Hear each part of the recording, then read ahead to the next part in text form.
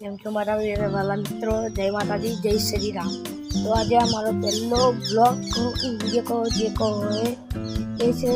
અને આજે હું આવ્યો છું ધાબા ઉપર। પહેલા બ્લોગ મેં ધાબા ઉપર કર્યો છે। અને તમે આજે હું આવ્યો અને ઉપર હમણાં જ મેં જોયું, હમણાં ઉઠીને આવ્યો અને હમણાં જ જોયું મેં કે કાળું ઘુમ્મણ વાદળું આવ્યું છે। તમે જોઈ શકો છો।